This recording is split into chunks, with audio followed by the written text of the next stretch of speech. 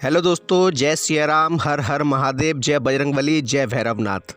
दोस्तों, आप अपने जीवन में परेशान चल रहे हैं अपने दुश्मनों से, अपने शत्रुओं से, या जो उन लोगों से जो कि आपका बुरा सोचते हैं अथवा आपका बुरा करने की चेष्टा करते हैं या आपका बुरा कर रहे हैं। दोस्तों, बहुत से ऐसे लोग होते हैं जो कि आपसे मन ही मन जलते हैं और वे आपके पीठ पीछे आपका नुकसान करने की कोशिश करते हैं। वे नहीं चाहते कि आप आगे बढ़ें, आप सफलता प्राप्त करें या आपके घर में तरक्की हो, आपके घर में धन बढ़े। ऐसे बहुत से लोग होते हैं, आपके पड़ोसी हो सकते हैं, आपके रिश्तेदार हो सकते हैं या कोई भी हो सकता है।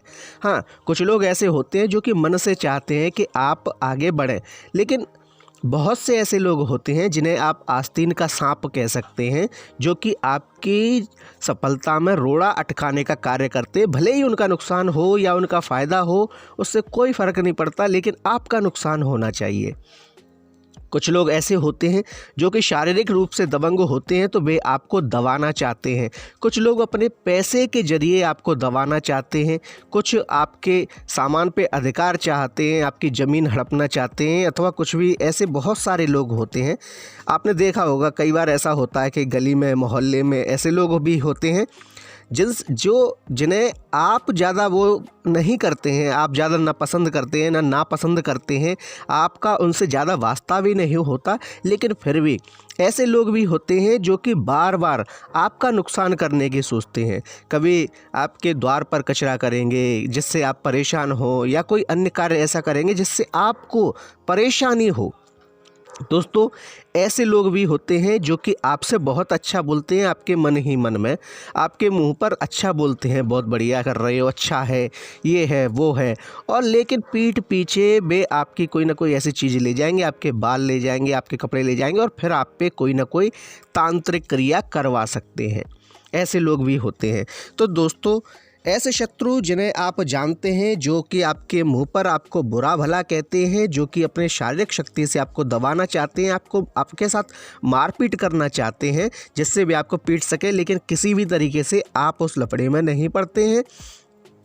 या फिर ऐसे शत्रु जिन्हें आप नहीं जानते, जो कि गुप्त हैं, यानी कि छुपे हुए हैं, आस्तीन के सांप हैं, जो मन ही मन आपसे विश्वासघात करते हैं, आपका नुकसान करना चाहते हैं। कुछ ऐसे भी शत्रु हैं। तो ऐसे सभी शत्रुओं का नाश आप अपने घर पर बैठकर अपने ही हाथों से कर सकते हैं, वो भी बहुत आसानी से। यानी कि ऐसे शत्रु जो कि प्रत्यक्ष रूप से आपको दिखते हैं, आपके ऊपर झूठे इल्ज़ाम लगा दिए हैं या आपके ऊपर पुलिस के केस कर दिए हैं, और ऐसे केस जिनमें आपको कोई लेना देना है ही नहीं, लेकिन फिर भी केस आपके ऊपर कर दिए गए हैं, उन लोगों के द्वारा झूठे केस कर दिए गए हैं।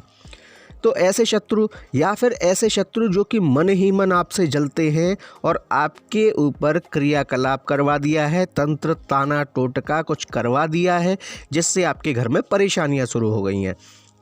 आपके घर में कोई ना कोई बीमार रहने लगा है, आपके घर में अचानक से धन का आना बंद हो गया है, आपके घर में अचानक से आपको ऐसे लगने लगा है जैसे कि कोई अदृश्य शक्ति रह रही है जो कि आपका अहित कर रही है, अथवा आपके घर में रोज़ कोई ना कोई परेशानियां आने लगी हैं। आपके जीवन में, आपके घर में, आपके परिवार में, आपके दाम्पत्य जीवन में लड़ाई झगड़े कलह शुरू हो गई है।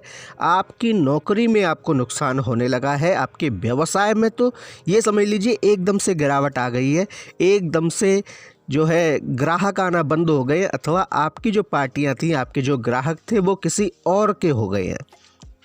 तो दोस्तों, आपको ये उपाय अवश्य करना चाहिए। कौन सा है ये उपाय? बहुत सरल उपाय है, ये एक नींबू का उपाय है। इस उपाय को हम आप इस वीडियो में बताएंगे।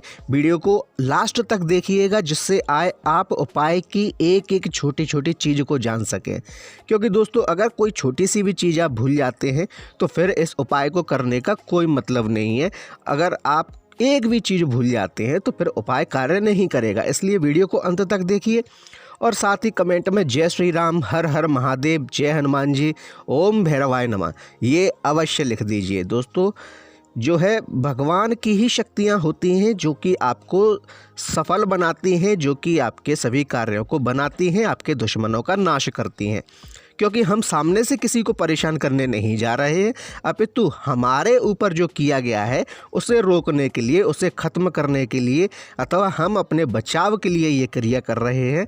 इसलिए दोस्तों आप भगवान का सहारा ले सकते हैं और इसमें कुछ गलत भी नहीं है। आप अपनी आत्मरक्षा तो कर ही सकते हैं। दोस्तों भारत में तंत्र विद्या अपने चरम पर रही है, ये बात तो आप जानते ही हैं। भारत में बहुत बड़े बड़े तांत्रिक रहे हैं और सिर्फ तांत्रिक ही नहीं अपितु भारत में ऐसे बहुत से मंदिर हैं जो कि तंत्र विद्या के लिए माने जाते हैं।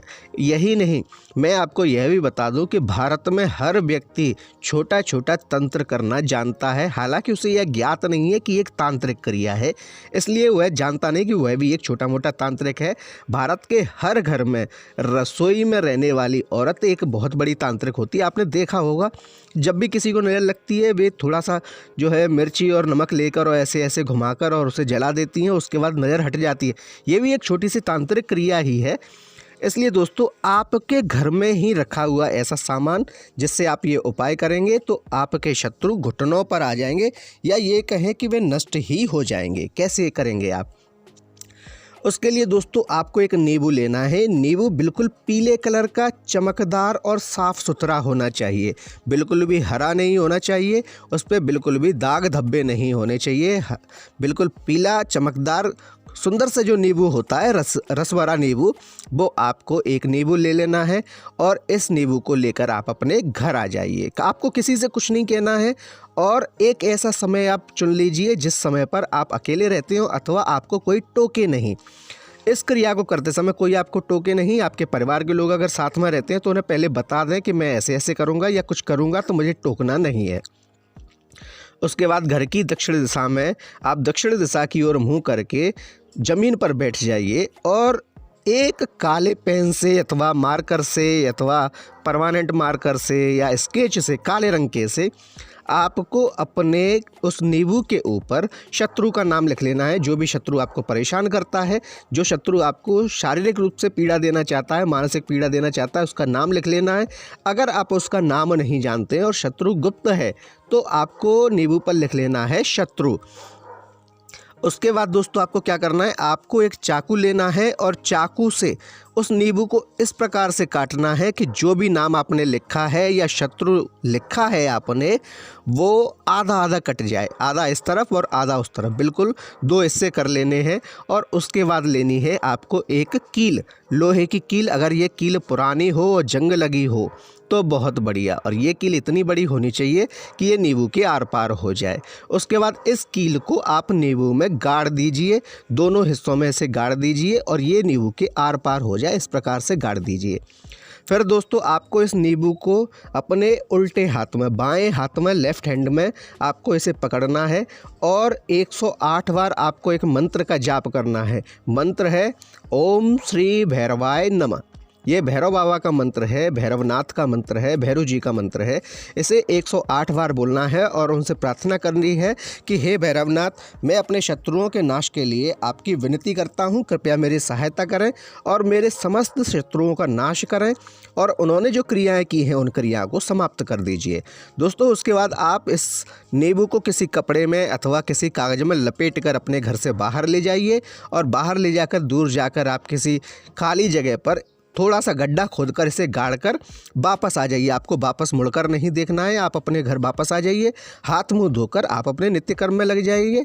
भैरव बाबा की कृपा से आपके ऊपर जो भी क्रियाएं की गई होंगी वे समाप्त हो जाएंगी। शत्रु ने आपके खिलाफ जो गलत केस किए होंगे वे भी समाप्त हो जाएंगे और आपके शत्रु अपने घुटनों पर आकर आपसे स्वतः माफ़ी मांगेंगे।